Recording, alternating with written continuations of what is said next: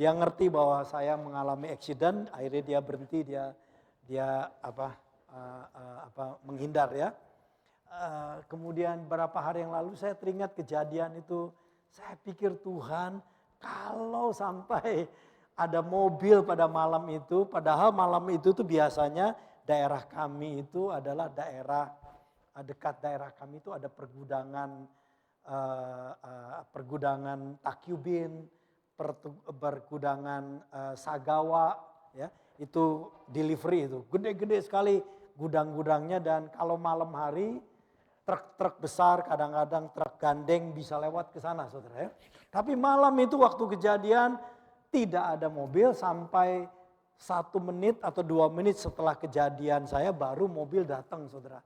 Dan saya mikir seandainya ada mobil, saya udah enggak ketemu dengan Anda. Saya sudah tidak ketemu dengan Anda karena kecepatannya kenceng sekali, artinya saya dalam keadaan merem tidur dan mungkin ngegas, saudara ya, karena tidur toh. Jadi gitu ya, pokoknya bangun-bangun sudah kurang lebih 200 meter. Ya. Dan saya bersyukur, saya bilang Tuhan thank you untuk kesempatan hidup. Ya. Nah saya tidak tahu apakah saudara dalam hidupmu pernah mengalami, sebenarnya saya mengalami 6 kali di Indonesia, 2 kali di Amerika, dan sekali di Jepang ini, saudara ya. Jadi sudah hampir 9 kali saya mengalami yang disebut hampir kecelakaan maut ya.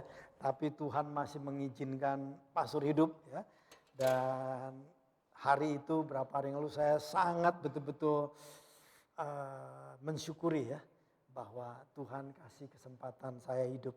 Nah, barangkali kalau saudara pernah mengalami sesuatu dan saudara ingat saat ini, bersyukurlah kepada Tuhan. Bahwa Tuhan itu memberikan kesempatan kepada kita hidup, artinya masih ada hal-hal, tugas-tugas yang kita perlu kerjakan bagi kemuliaan Dia. Amin saudara. Sebab kalau kita sudah tidak berguna di dunia ini, kita dibawa pulang. Tapi Tuhan tahu, saudara masih diberikan kesempatan, kita diberikan kesempatan hidup karena ada tugas yang Tuhan ingin kita lakukan dalam dunia ini bagi kemuliaan Dia. Amin saudara. Praise the Lord, praise the Lord. Dan saya tadi juga lagunya sederhana yang kita nyanyikan tadi, ku bersuka cita ya, bersuka cita di dalam Tuhan. Saya mau mengingatkan diri saya sendiri, aku bersuka cita bukan karena hal yang baik ku alami, thank God kalau kita mengalami hal yang baik. Aku bersuka cita bukan karena gajiku naik, thank God kalau Anda gajinya naik.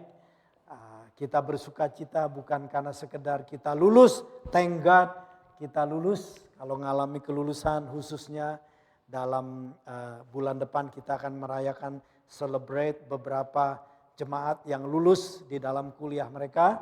Thank God Anda bersuka cita bukan apapun di dunia ini kecuali bersuka cita di dalam Tuhan.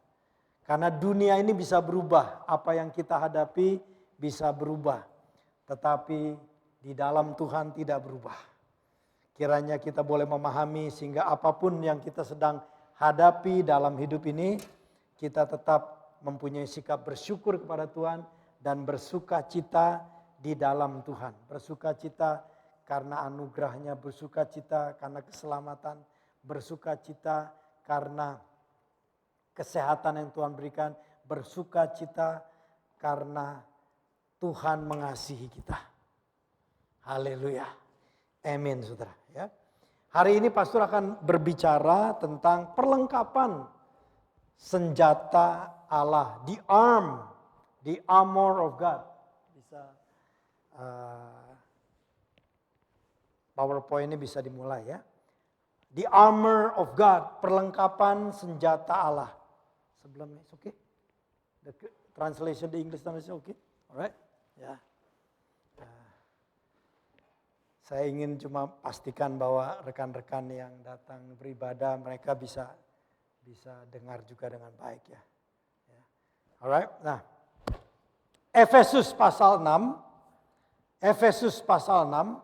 Kita akan membaca dari ayat 10 sampai ayat 18 dulu. Setelah itu kita akan melihat pengupasan firman Tuhan. Ya. Efesus pasal 6, mulai ayat 10. Firman Tuhan berkata, akhirnya hendaklah kamu kuat di dalam Tuhan, di dalam kekuatan kuasa-Nya. Ayat 11, kenakanlah seluruh perlengkapan senjata Allah, supaya kamu dapat bertahan melawan tipu muslihat iblis. 12, karena perjuangan kita bukanlah melawan darah dan daging, tetapi melawan pemerintah-pemerintah, melawan penguasa-penguasa, melawan penghulu-penghulu dunia yang gelap ini, melawan roh-roh jahat di udara. Ayat 13, sebab itu ambillah seluruh perlengkapan senjata Allah, supaya kamu dapat mengadakan perlawanan pada hari yang jahat itu dan tetap berdiri sesudah kamu menyelesaikan segala sesuatu. Ayat 14, jadi berdirilah tegap, berikat pinggangkan kebenaran, berbaju jirahkan keadilan, kakimu berkasutkan kerelaan untuk memberitakan Injil damai sejahtera. Ayat 16, dalam segala keadaan pergunakanlah perisai iman. Sebab dengan perisai itu kamu akan dapat memadamkan semua panah api dari si jahat.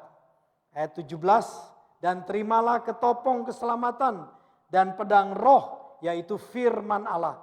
Ayat 18, dalam segala doa dan permohonan berdoalah setiap waktu di dalam roh, dan berjaga-jagalah di dalam doamu itu dengan permohonan yang tak putus-putusnya untuk segala orang kudus.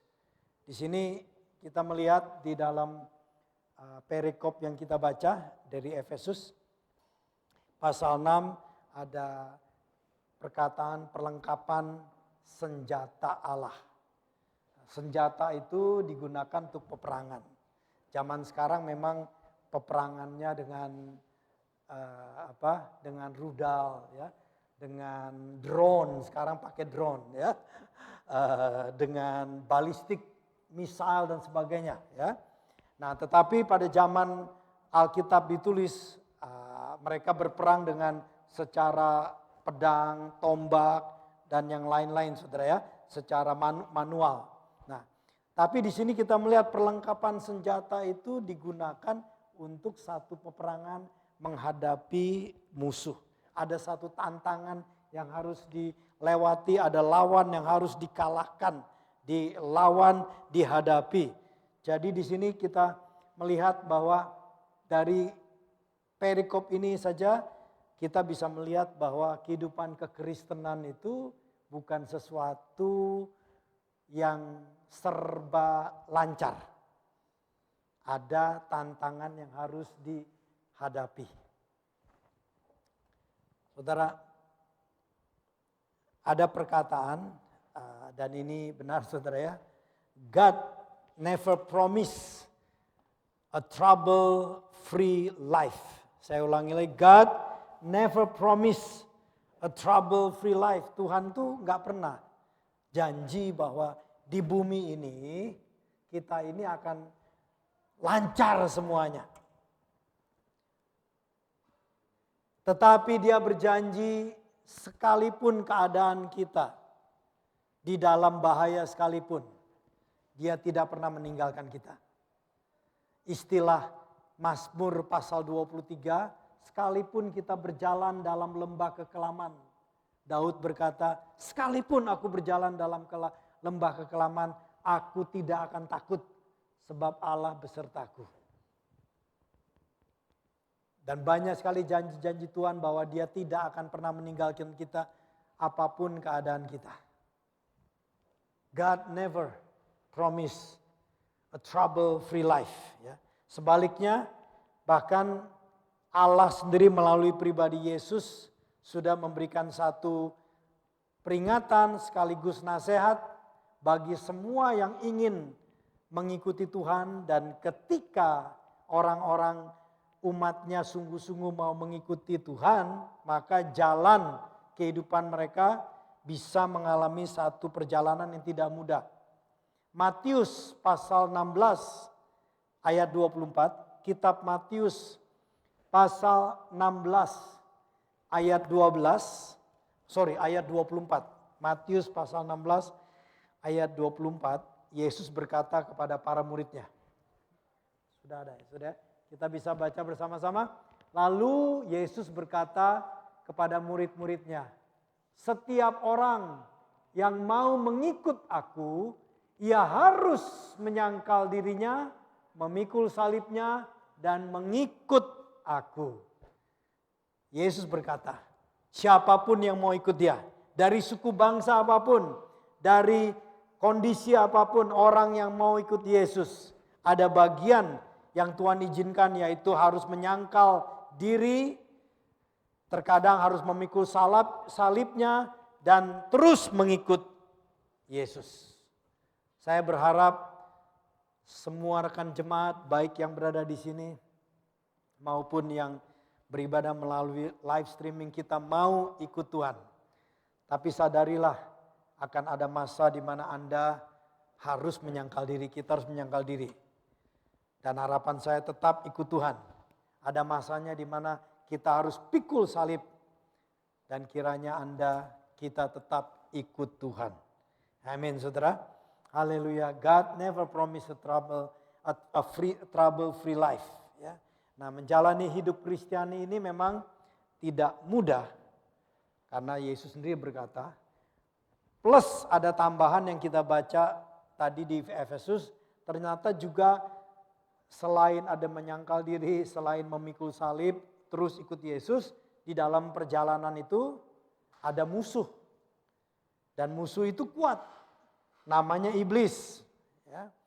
Karena itulah dalam kehidupan Kristiani ada yang disebut perjuangan. Tadi kita membaca di dalam firman Tuhan ayat 12, karena perjuangan kita, our battle, kalau bahasa Inggrisnya, our struggle, our wrestle, pergumulan kita, pergulatan kita, peperangan kita, perjuangan kita, ada itu saudara. Karena itulah disebutkan perjuangan kita. Jadi kita bersama-sama menghadapi satu tantangan, satu musuh yang sama, yang bernama iblis.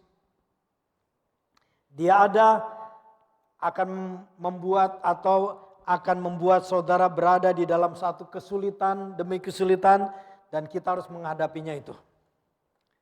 Jadi lewat firman Tuhan ini, bahwa hidup Kristian itu akan ada melewati masa-masa pergumulan, masa-masa peperangan, masa-masa saudara bergulat dalam kehidupan ini. Tapi kita bersyukur nanti kita bisa melihat bahwa ternyata kita masih tetap bisa berdiri. Bahkan kita bisa melawan segala musuh itu. Nah, saudara, firman Tuhan di sini, musuh kita ini, iblis ini dikatakan musuh yang penuh tipu muslihat. Karena itulah firman Tuhan katakan, pakai perlengkapan senjata Allah supaya kita dapat bertahan melawan tipu muslihat iblis. Nah, tipu muslihat iblis. Saya berharap dalam perjalanan hidup ini kita dapat membedakan atau dapat mengerti tipu muslihat iblis, saudara. Penting sekali. Kalau tidak sangat bahaya kehidupan kita, gampang sekali kita dikecewakan, gampang sekali kita mundur dari Tuhan, gampang sekali kita imannya menjadi lemah. Kalau kita tidak menyadari taktik-taktik tipu muslihat si iblis ini. Waktu pastor ngomong ini, kira-kira ini Anda bisa menceritakan enggak tipu muslihat si iblis? Kalau ada, Saudara bisa angkat tangan langsung dan langsung ceritakan apa yang terjadi. Anda bisa gambarkan nggak tipu muslihat iblis? Anda bisa lihat? Kalau ada bisa angkat tangan dengan cepat, ceritakan apa yang saudara mengerti tentang tipu muslihat. Mungkin pengalaman pribadi atau mungkin Anda dengar dari orang lain, ini sangat penting. Kalau Anda baca Alkitab, kita baca Alkitab jangan sekedar ya kita melawan tipu muslihat iblis. Terus dilewatkan begitu aja. Kita harus mikir, tipu muslihat iblis ini apa sih? Bisa cerita gak? Saya kasih kesempatan ini. Kalau ada, langsung saudara bisa angkat tangan dan dari tempat Anda cerita di situ. Nanti ya. Kalau kurang ngerti, tadi di Gunma pastor tanya yang sama. Kita bisa melihat nggak tipu muslihat iblis? Dan ada beberapa orang yang angkat tangan dan bilang, iya pastor, itu iblis nipu ketika dia bilang seandainya di gereja, tiba-tiba waktu pulang gereja, pastor menyalami yang lain, saya tidak disalami. Itu saya bisa tersinggung pastor. Dan saya pikir pastor nggak senang saya. Memang benar. Ya. Kadang-kadang namanya kita manusia bisa kelupaan. Tiba-tiba datang pikiran seperti, wah pastor enggak senang sama aku. Makanya aku enggak disalamin. Padahal enggak begitu. Ya, kelupaan saja saudara ya, tanpa sengaja betul-betul. Tapi kalau itu terus ada dalam pikiran kita, berbahaya sekali. Karena kalau saudara mulai, wah enggak senang, pastor enggak suka sama saya. Minggu depan saudara datangnya bakal telat. Pulangnya bakal buru-buru. 2-3 kali begitu, bulan depan tidak nongol lagi di gereja. Karena merasa pastor tidak sayang Anda, tidak perhatian Anda. Nah terkadang saya dalam kehidupan pastor saya, Anda mungkin bertanya sesuatu, terkadang saya nggak mau jawab dulu. Karena saya juga nggak tahu mesti jawabnya gimana. Bukan saya tidak mau memperhatian Anda, tapi saya nggak tahu jawabannya setelah mesti gimana. Nah Anda bisa tersinggung mungkin, waduh pastor ya. Ini pernah kejadian juga saudara. Saya pas lagi ngobrol dengan seseorang, saya ngerti ini setelah sekian tahun dia cerita sama saya. Betapa hari itu dia sangat tersinggung sama saya. Begini saudara. Jadi saya pas ngobrol dengan seseorang, saya lagi ngobrol ini, dia lagi bertanya, tapi kemudian ada jemaat yang kasih tangan mesti bagaimana, terus saya bilang oke, bro sebentar, terus saya kasih tangan, tapi somehow itu ada sesuatu kan namanya jemaat banyak set. Jadi akhirnya saya kembali kepada dia setengah jam kemudian. Tetapi karena udah setengah jam dia tungguin saya nggak balik, ya akhirnya dia pergi. Wah di situ dia sangat tersinggung, bertahun-tahun dia pendem. Sampai satu hari dia cerita, saya hanya bersyukur bertahun-tahun dia tidak berhenti jadi orang Kristen.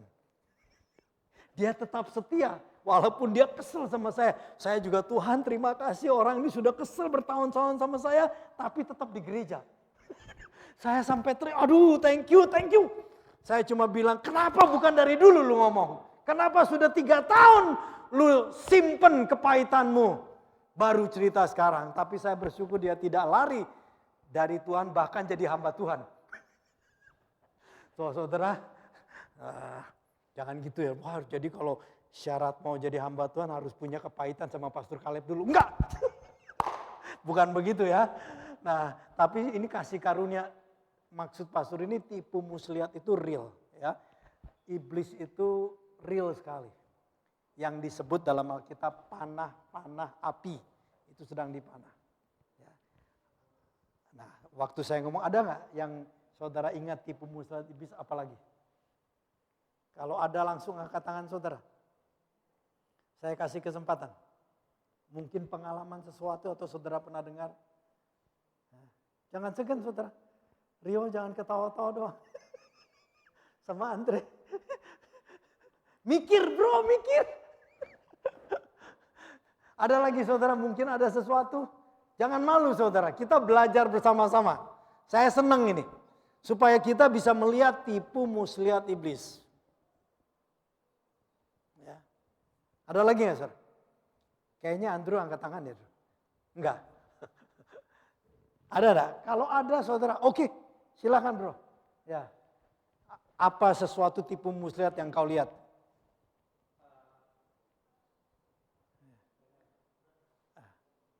Bro, buka aja deh bro, supaya clear ya.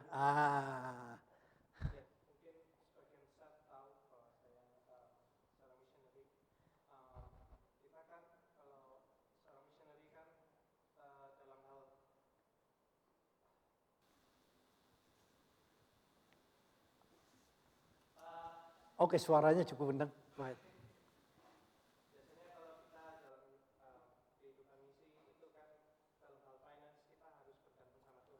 Hmm.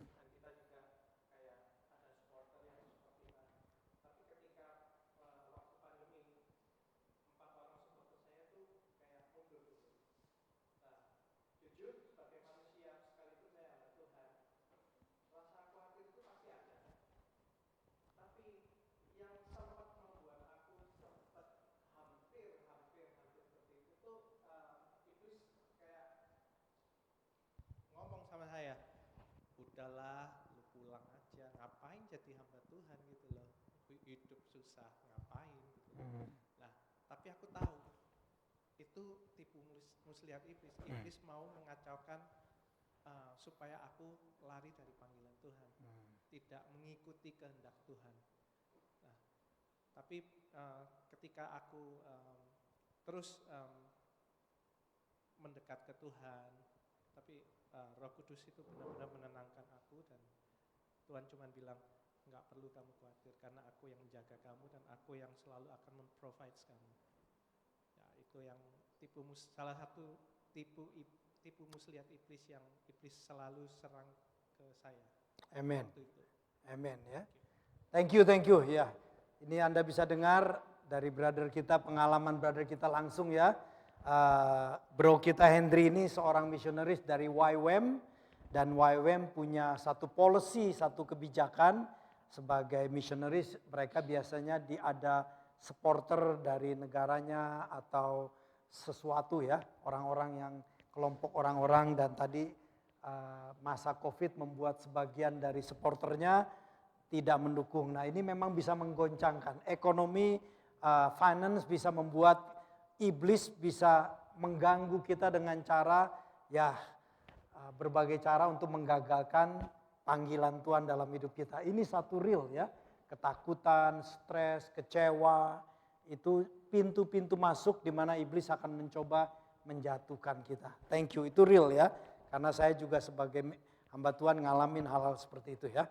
Praise the Lord ya. Nah, ada lagi yang lain? Ya, thank you. Yes, good ya.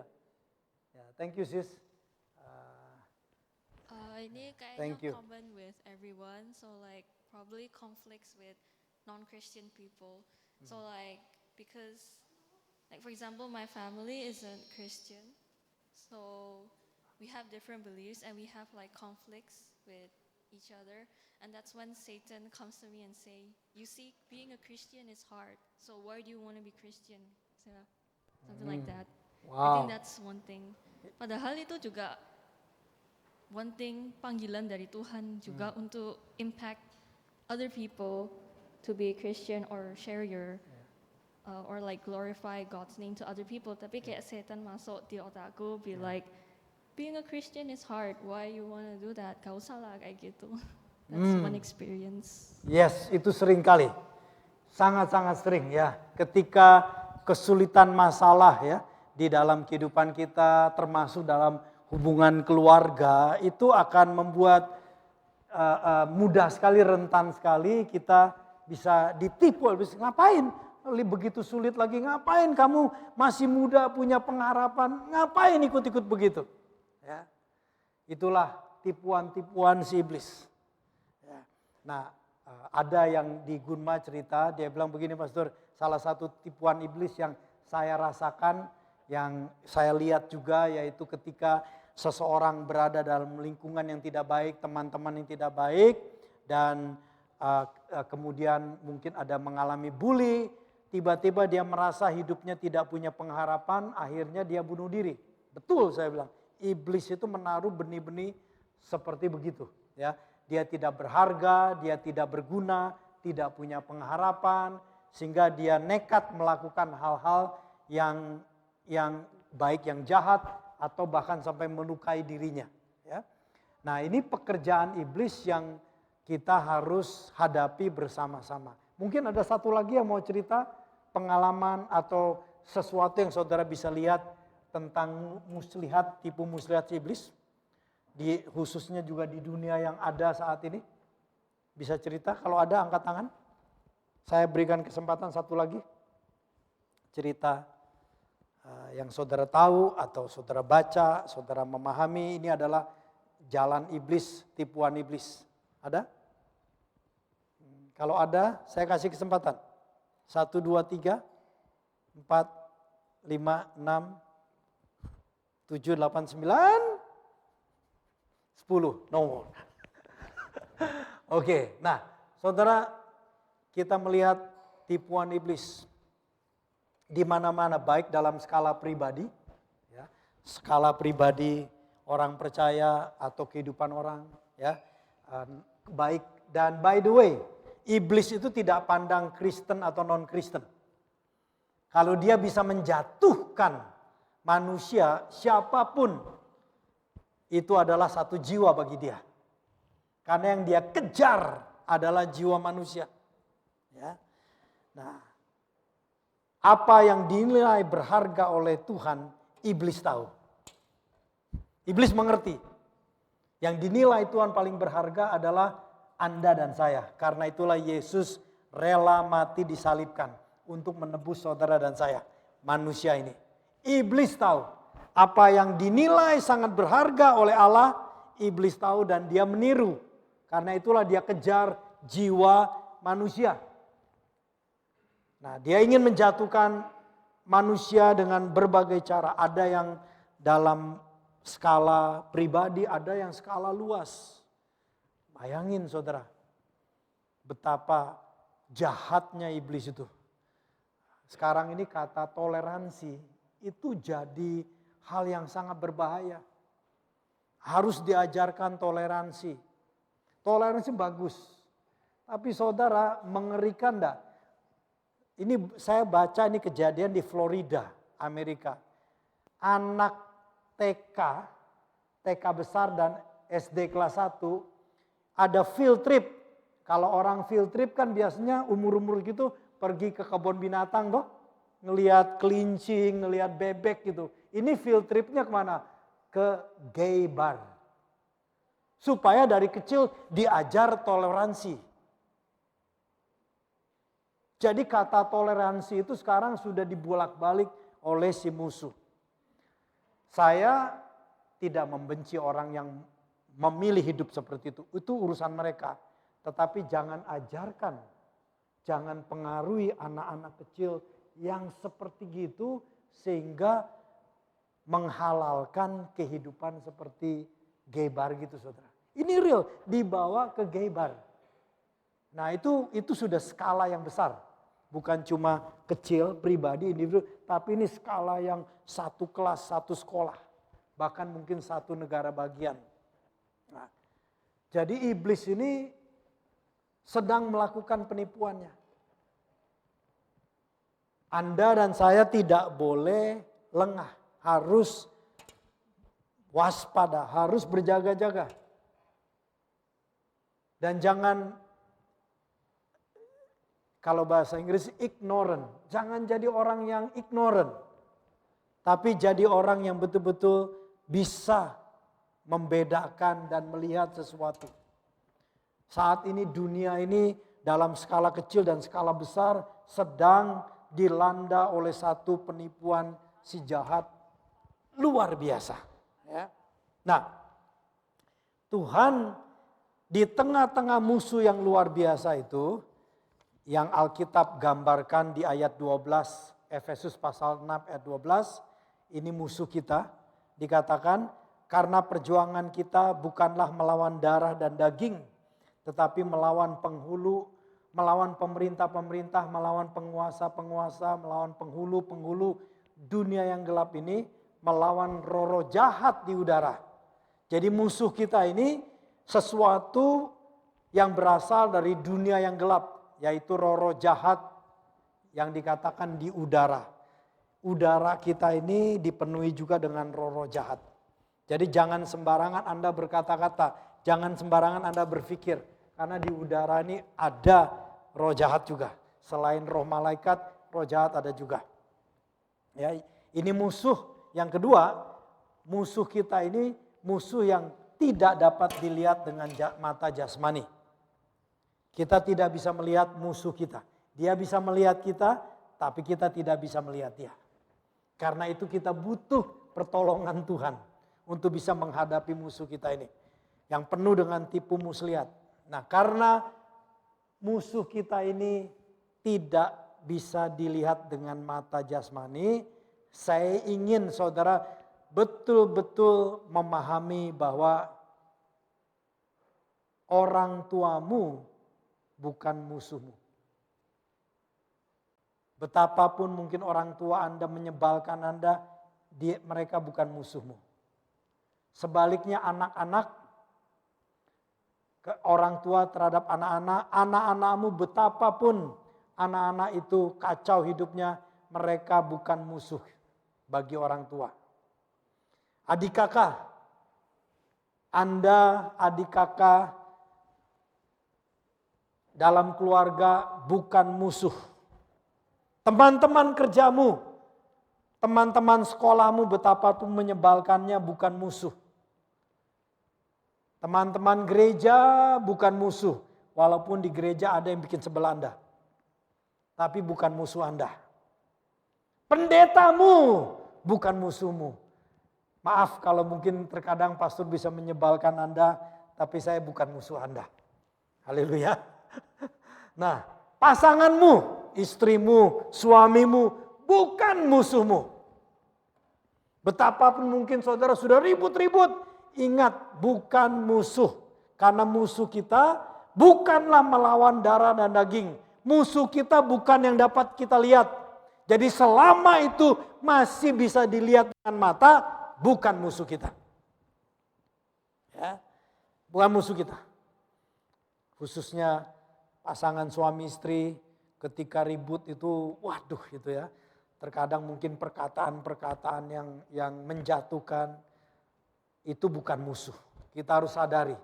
Saya bersyukur dengan istri saya, Pastor Lucy, awal-awal pernikahan kita kan juga ada gesekan. Terkadang saya lupa, saya pikir dia seperti nentang saya. Tiba-tiba Pastor Lucy berkata gini, "Hey bro, aku ini istrimu, aku bukan musuhmu." Oh iya, saya sadar, yes, dia bukan musuh saya, dia istri saya. Saya harus belajar melihat dia sebagai istri bukan sepada musuh. Ya. Nah ini harus belajar, kita belajar bertumbuh sehingga pada waktu kita terjadi gesekan, saudara bisa menyadari gesekan itu bukan sesuatu yang satu permusuhan yang luar biasa. Pasanganmu bukan musuhmu. Ingat, musuh kita tidak dapat dilihat dengan mata. Sekalipun yang kita hadapi ini tidak mudah. Seperti perjuangan, pergumulan, peperangan, musuh iblis yang tidak dapat dilihat dengan mata jasmani. Tetapi firman Tuhan memanggil kita umatnya untuk dapat bertahan. Kita bisa lihat di PowerPoint. Kita dipanggil untuk dapat bertahan. Take your stand. Saya ambil dalam terjemahan NIV, New International Version, berkatakan, take your stand. Kamu dapat bertahan. Tuhan memanggil kita, firman-Nya memanggil kita. Kamu dapat mengadakan perlawanan. Be able to stand your ground. Kemudian firman Tuhan memanggil kita juga tetap berdiri. To stand. Berdirilah tegap. Stand firm. Di tengah-tengah kesulitan apapun, pergumulan yang sangat sulit sekalipun, Tuhan memberikan kekuatan bagi kita bahwa saudara dan saya dapat bertahan. Kita dapat mengadakan perlawanan ketika rasanya kita tidak ada kekuatan untuk melawan, bisa mengadakan perlawanan. Kita bisa tetap berdiri walaupun keadaan kita mungkin kita lemah, kita mau kolaps. Tuhan katakan kita bisa tetap berdiri. Bahkan berdiri tegap, stand firm. Tema bulan ini, bulan Februari yang diberikan oleh tim apostolik kita adalah take a stand. Kita bisa take a stand, kita bisa tetap teguh berdiri, kita bisa mengadakan perlawanan. Nah, kita mau bagaimana melakukannya ini. How we take the stand. Kita akan baca ayat 10, kemudian ayat 12 dan 13. Ayat 10. Akhirnya hendaklah kamu kuat di dalam Tuhan, di dalam kekuatan kuasa-Nya. Pertama, harus mau menjadi kuat di dalam Tuhan. Alkitab mengatakan akhirnya hendaklah kamu kuat di dalam Tuhan. Sekalipun keadaan kita sangat sulit. Alkitab memanggil kita jadi kuat dalam Tuhan. Artinya bahwa kita dapat memilih tetap mengandalkan kekuatan kuasa Tuhan, kasih Tuhan, anugerah Tuhan. Bukan mengandalkan apapun. Kita bisa saudara. Harus kuat. Harus mau menjadi kuat di dalam Tuhan. Terkadang pada waktu kita ini realitinya memang kita lemah. Kita harus berkata kepada diri kita, aku kuat di dalam Tuhan. Aku kuat di dalam Tuhan. Aku kuat di dalam Tuhan. Ada waktunya kita bisa berkata memang, Tuhan aku lemah. Tuhan aku udah gak kuat. Tetapi saudara dipanggil pada akhirnya tetap menjadi kuat dalam Tuhan. Saudara, pada waktu ada masa-masa pastor capek ya, normal ya, kita merasa capek di dalam perjalanan. Saya ambil waktu, mungkin baca Alkitab, lebih sering pastor menyembah Tuhan. Ya. Nah disitulah saat dimana kita kembali di charge, dikuatkan Tuhan. Dan biasanya ada kata-kata yang mengingatkan saya dan saya berkata, yes, akulah itu. Yes, akulah itu. Yes, akulah itu. Kita imani, kita terima kebenaran firman Tuhan lebih daripada apa yang dapat kita lihat dengan mata jasmani kita. Kita terima kebenaran Tuhan. Dan kita katakan kita mau menjadi kuat dalam Tuhan. Harus mau. Ya, harus mau menjadi kuat. Harus mau memilih untuk mengandalkan kekuatan kuasa-Nya. Yang berikut kita lihat 11 dan 13. Kenakanlah seluruh perlengkapan senjata Allah supaya kamu dapat bertahan melawan tipu muslihat iblis. Ayat 13, sebab itu ambillah seluruh perlengkapan senjata Allah supaya kamu dapat mengadakan perlawanan pada hari yang jahat itu dan tetap berdiri sesudah kamu menyelesaikan segala sesuatu. Firman Tuhan berkata ayat 11 dan 13 harus mau mengambil perlengkapan senjata dan memakai perlengkapan senjata Allah. Harus mau saudara. Karena ini bagian kita. Tuhan bilang ambillah, pakailah. Tuhan tidak bisa paksa kita untuk hal ini. Anda dan saya harus mau mengambil perlengkapan senjata Allah itu dan memakai perlengkapan senjata Allah itu. Dan menurut firman Tuhan di ayat 14 sampai 18 yang tadi kita baca, dipersingkat saudara, ada 7 perlengkapan senjata Allah. Berikat pinggang kebenaran, baju jirah keadilan, kasut kerelaan untuk memberitakan Injil damai sejahtera, perisai iman, ketopong keselamatan, pedang roh yaitu firman Allah. Saudara bisa melihat gambar ini, saya minta diredupkan. Lampunya diredupkan ya, jadi bisa lebih terlihat. Nggak ada yang ini ya, yang punya apa? Pointer ada nggak? Ada pointer dah? Nggak ada ya. Mungkin tim media beli ya. Ya, ada budget untuk beli ya. Saya ada cuma Pastor lupa di mana naruhnya. Jadi in case saya lupa, tim media bisa selalu standby ya. Yang pertama saudara bisa lihat di kepalanya itu adalah kalau bahasa Inggrisnya helmet of salvation. Ketopong keselamatan. Kepala ya saudara ya, dipakai. Ini gambaran daripada tentara Romawi. Saudara mungkin saya rasa semuanya pernah nonton film Romawi ya. Tentang tentara Romawi zaman dulu. Nah, ini pada waktu mereka berperang mereka harus berlengkapan dengan senjata, semuanya berguna. Ketopong keselamatan ini penting. Helmet ini kalau dipanah, kalau dibacok bisa terlindung dengan helmet, dengan satu lempingan besi tipis ya yang menjaga itu helmetnya ya, atau kayu yang kuat menjaga daerah kepalanya. Nah, bukan kebetulan helmet of salvation adanya di kepala, ditaruh di kepala sebagai senjata, salah satu senjata Allah bagi kita.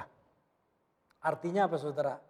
Keselamatan itu harus betul-betul menguasai pikiran kita, melindungi kita.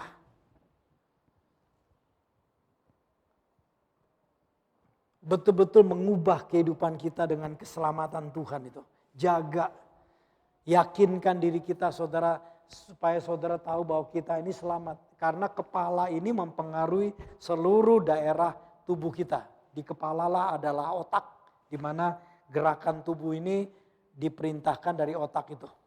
Jadi ketopong keselamatan di bagian kepala itu sangat penting.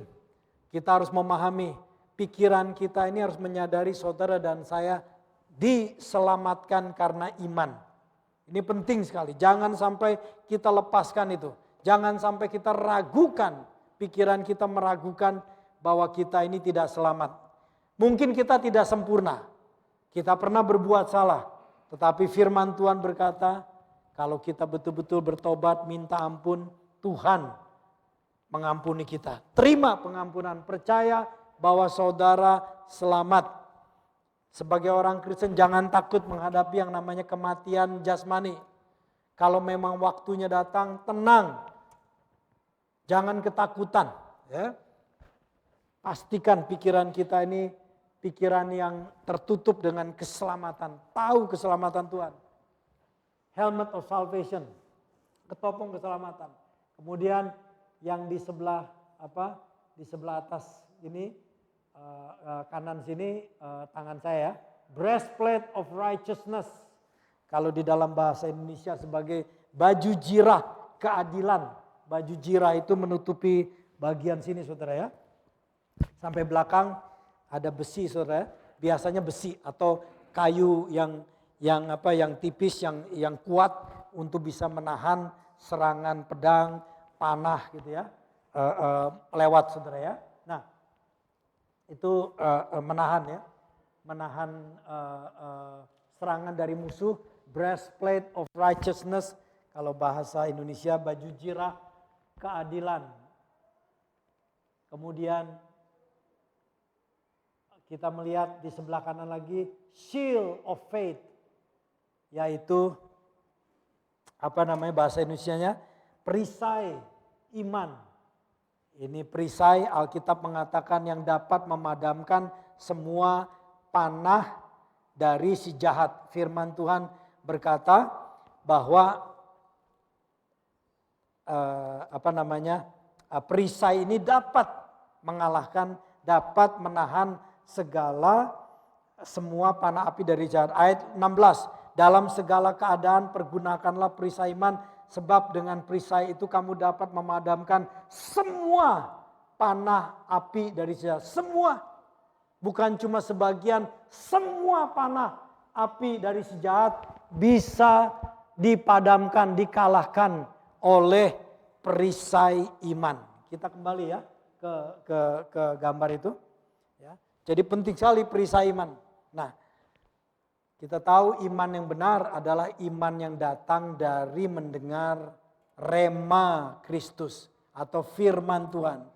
Jadi penting bagi kita ini terus mendengar firman Tuhan supaya kita ini memakai perisai iman itu. Nah, tadi saya bilang tipu muslihat itu seperti panah-panah api dikirimkan oleh si jahat kepada kita. Nah, saudara, ini pengalaman pribadi pastor, ya. Bagaimana salah satu panah di ini ya. Jadi kadang-kadang panah si jahat itu dikirim seperti pujian. Tetapi kalau kita nggak hati-hati itu bisa menghancurkan kita, mengecewakan kita. Dulu waktu pastor pertama kali ditunjuk sebagai hamba Tuhan ke Jepang, saya sudah dipanggil sama jemaat di Amerika, Pastor Caleb. Tapi saya belum bisa datang ke Jepang karena visa saya belum keluar. Tapi saya dipanggil pastor. Anak muda senang juga tuh. Wah, dipanggil pastor. Masih muda, pada waktu itu saya umur 28 saudara ya. Ya nggak terlalu muda juga. Ya muda lah ya, 28. Nah, tapi satu hari begini saudara. Tiba-tiba ada jemaat ini yang dia bermaksud baik, tapi dia tidak sadar bahwa ini sesuatu yang bisa dipakai oleh iblis untuk menjatuhkan saya. Tiba-tiba dia ngomong, Pastor Caleb, kenapa ada di kantor gereja? Oh, saya bilang, saya ada ditugaskan saya di sini. Loh, pastor nggak ikut meeting ya? Pastor nggak diundang meeting ya? Loh, pastor kan pastor. Masa yang lain meeting, pastor nggak meeting? Rupanya para senior itu meeting. Saya nggak diajak meeting lah. Terus tiba-tiba Roh Kudus ngomong hati-hati. Akhirnya Tuhan kasih tahu, ini hati-hati karena engkau sedang dipanah, bisa kecewa. Loh, aku kan pastor, kok aku nggak diundang meeting? Bisa ngerti saudara? Aku kan sudah level pastor, kok aku nggak diajak meeting? Kalau gitu aku nggak dianggap dong. Bisa gitu saudara? Nah, akhirnya Roh Kudus ngomong, jawab begini. Terus tiba-tiba saya ngomong, kamu ini nggak tahu ya, meeting pastor itu ngapain? Oh ya, gimana meeting? Kamu tahu nggak kalau meeting pastor, apalagi zaman dulu, zaman AFJF dulu saudara ya. Kalau meeting itu dari misalnya 10 pastor atau 12 pastor, satu aja tidak setuju, itu perkara tidak akan selesai. Jadi kalau meeting di AFJF, itu pastor zaman-zaman itu biasanya sampai jam 6 atau 7 pagi saudara. Mereka pastor, saya tahu karena pastor Fendi itu gembala saya di San Francisco ya, gembala pastor.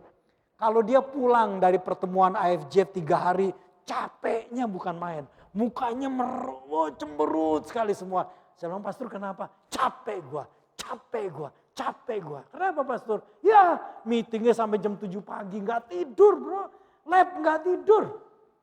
Jadi gimana? Ya ini masalah-masalah gereja diurusin. Gak ada yang setuju satu, gak ada yang mau beres semuanya. Jadi kita harus setuju. Jadi terus gitu. Kalau meeting 3 hari itu paling tidur bisa 1 hari, bisa 2 jam, 3 jam. Sisanya itu doa, ngomong. Sampai kalau Pastor Denny Hanafi, salah satunya, kalau dia tidur dia gitu ya. Nah, tiba-tiba, tapi ini hebat orang ini. Sambil dia tidur, rohnya masih tetap dengar. Jadi begitu diajakin rapat yang lanjutnya, dia langsung oke, ready langsung. Gitu ya. Nah poin pastor, waktu ngomong itu saya bilang, kamu gak tahu rapat pastor itu sangat sulit. Jadi saya bersyukur tidak diundang.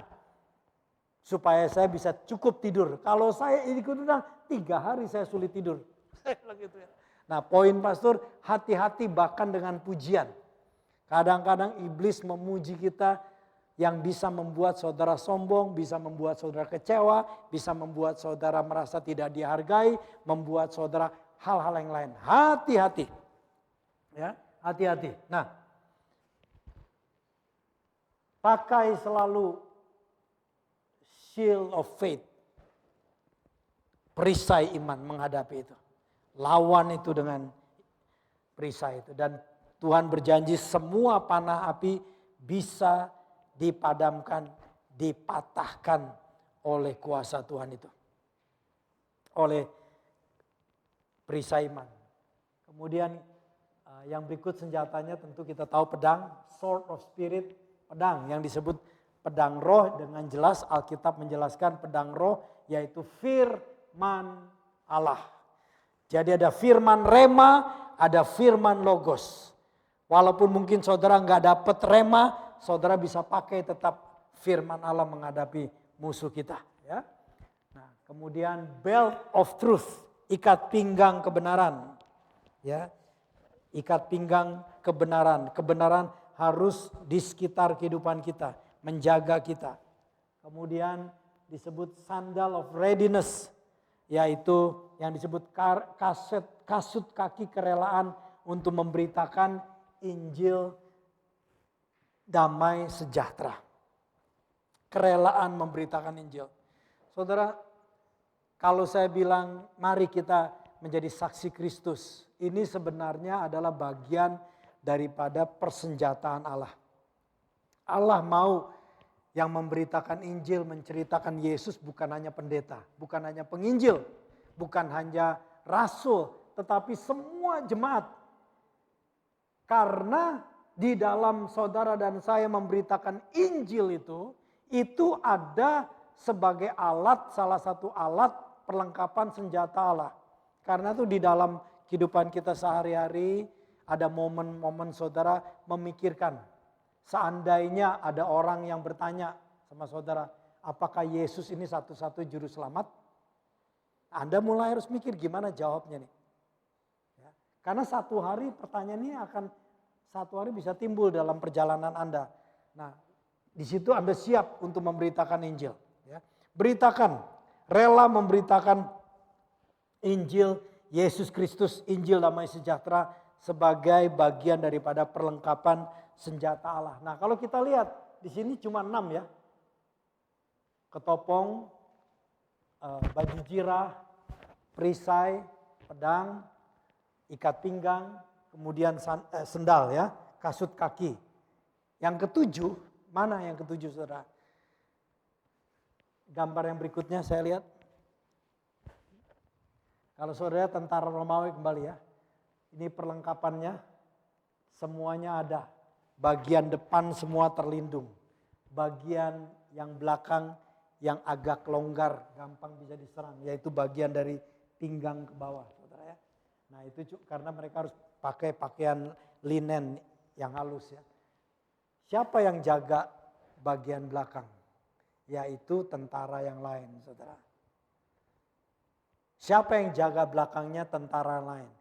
Jadi kalau di dalam tentara Romawi ada formasi perang, kadang-kadang formasinya harus berhadapan dengan musuh, tetapi kadang-kadang formasinya ketika musuh menyerang dari belakang juga, dari depan juga, mereka harus bikin formasi saling mendukung. Yang satu menghadapi ke sana, yang satu menghadapi sini, sehingga belakangnya terlindung. Nah itulah senjata yang berikutnya, yang ketujuh adalah next.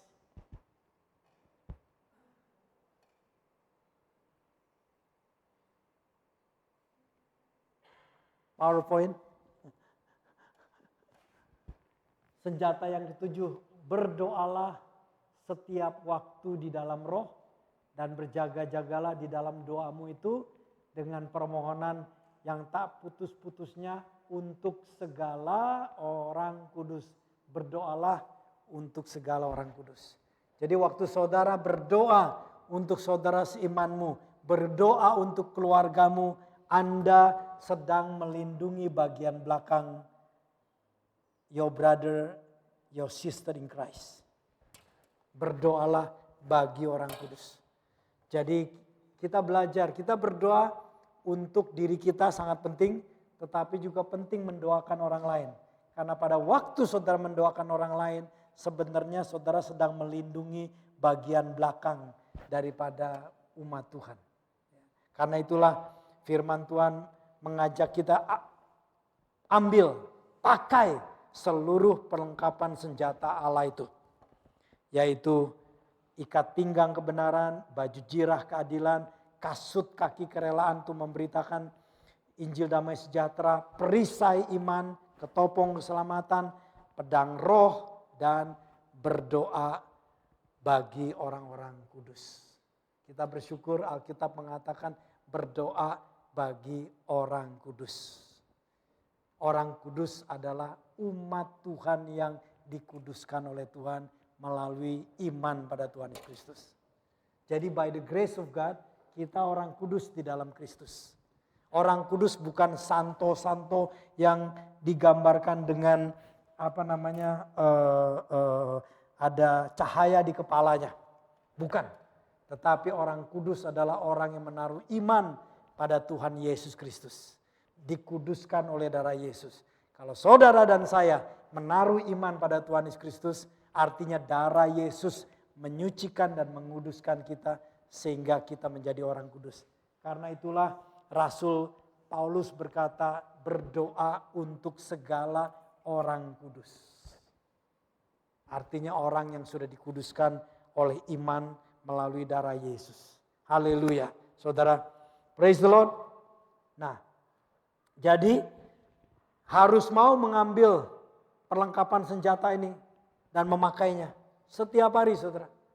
Be ready. Kita tidak tahu kapan musuh akan menyerang kita karena kita tidak bisa melihat dia. Tetapi bagian kita adalah by the grace of God, setiap hari kita pakai perlengkapan ini. Kita pakai kebenaran firman Tuhan, tahu bahwa kita rela untuk memberitakan Injil. Kita pakai perisai iman. Sesuatu yang dari Tuhan, ketopong keselamatan, yakinkan diri Anda selamat. Pakai pedang roh, baca Alkitab dalam kehidupan kita. Dan berdoa, khususnya berdoa dalam bahasa roh. Kalau saudara tidak tahu, mesti berdoa bagaimana, minta Roh Kudus menolong kita. Sehingga kita bisa berdoa dalam roh, kita bisa berdoa dengan bahasa-bahasa roh. Nah, saudara, yang berikutnya saya mau tekankan sebelum saya mengakhiri ini adalah kata ambillah seluruh perlengkapan senjata itu, pakailah seluruh perlengkapan senjata itu. Seluruhnya. Anda tidak bisa cuma pakai ketopong saja. Anda tidak bisa cuma pakai pedang saja. Harus pakai seluruhnya. Perlengkapan senjata itu 7 perlengkapan senjata. Jangan cuma pakai sebagian. Kalau ini real saudara ya. Khususnya bagi Anda yang mungkin merasa Anda terpanggil sebagai pendoa syafaat. Banyak berdoa. Bagus. Tetapi kalau Anda lupa diimbangi dengan membaca Alkitab, memuji Tuhan, Anda bisa stres. Dan bahkan kadang-kadang di tengah-tengah doa itu Anda bisa diganggu. Ya, karena saya melihat para pendoa syafaat yang akhirnya sebagian itu mengambil keputusan-keputusan yang tidak bijaksana dalam hidup mereka. Anda jangan heran, ada pendoa-pendoa syafaat yang menceraikan suaminya, menceraikan istrinya. Ini pendoa syafaat, saudara. Kenapa, saudara? Karena cuma pakai satu senjata Allah. Dia tidak pakai semuanya. Tuhan mau kita pakai semua perlengkapan, seluruh perlengkapan senjata Allah. Haleluya. Nah, terkadang juga saudara, bukan cuma pendoa syafaat, nabi-nabi yang punya panggilan nabi. Ya. Mereka bernubuat. Pakai pedang roh, tapi nggak pakai yang lainnya lagi, kacau saudara. Ya. Nah, pakailah seluruh perlengkapan senjata Allah itu. Supaya firman Tuhan mengatakan kita dapat bertahan. Supaya kita dapat mengadakan perlawanan. Supaya kita tetap berdiri. Supaya kita berdiri tegap menghadapi apapun. Haleluya. Kehidupan Kristiani memang tidak mudah. Karena itulah kita butuh pertolongan Tuhan. Dalam ketaatan kepada firman Tuhan. Ketika kita mau memakai seluruh perlengkapan senjata Allah, maka kita bisa melawan dan bisa mengalahkan tipu muslihat iblis. And by the grace kita dapat bertahan, kita dapat berdiri teguh dalam iman dan pengharapan. Amin saudara. Hidup kekristenan tidak mudah, tapi Tuhan beritahu saudara dan saya bisa berkemenangan. Bukan cuma bisa berdiri melawan musuh, dan Roma pasal 8 terakhir mengatakan bahwa saudara dan saya Di dalam Kristus kita lebih dari pemenang. We are more than conqueror. Kita lebih daripada pemenang. Amin. Pakailah perlengkapan senjata Allah seluruhnya. Kita bisa melawan, kita bisa berteguh, kita bisa berdiri di dalam iman dan pengharapan kita. Mari kita bangkit bersama. Haleluya. Haleluya. Tuhan, terima kasih. Kami bersyukur hari ini kami boleh mendengar firman-Mu. Engkau menyediakan perlengkapan senjata Allah. Sebab Engkau sedang memberitahu kepada kami, hidup kekristenan adalah satu peperangan, satu pergumulan. Ada masa-masa di mana kami bergulat dengan situasi hidup. Karena di sekeliling kami memang ada musuh yang kuat namanya iblis. Tetapi Engkau berkata kami bisa melawannya. Kami bisa tetap teguh. Kami bisa berdiri kuat, tegap menghadapi musuh kami. Sekalipun kami tidak bisa melihat musuh kami. Tetapi Engkau yang Maha Tahu. Engkau memampukan kami. Dengan perlengkapan senjata Allah. Engkau berjanji bahwa kami pasti akan menang Tuhan. Terima kasih Tuhan. Terima kasih Tuhan. Kalau kami ada di pihak-Mu. Kalau kami mentaati petunjuk-Mu mengambil seluruh perlengkapan senjata Allah. Memakai seluruh perlengkapan senjata Allah. Kami bisa melawan segala tipu muslihat si iblis. Terima kasih Tuhan. Karena itu kami percaya apapun jebakan iblis yang sedang dipakai dalam kehidupan kami. Selama kami mau taat, kami mau pakai seluruh perlengkapan senjata Allah, kami akan tetap berdiri. We can stand with you Lord. Terima kasih Tuhan. Terima kasih Tuhan. Bahkan Engkau mengatakan kepada kami di kitab Roma, Engkau menjadikan kami lebih dari pemenang. We are more than conqueror. Terima kasih Tuhan. Terima kasih Tuhan. Haleluya. Kami bisa melewatinya semuanya.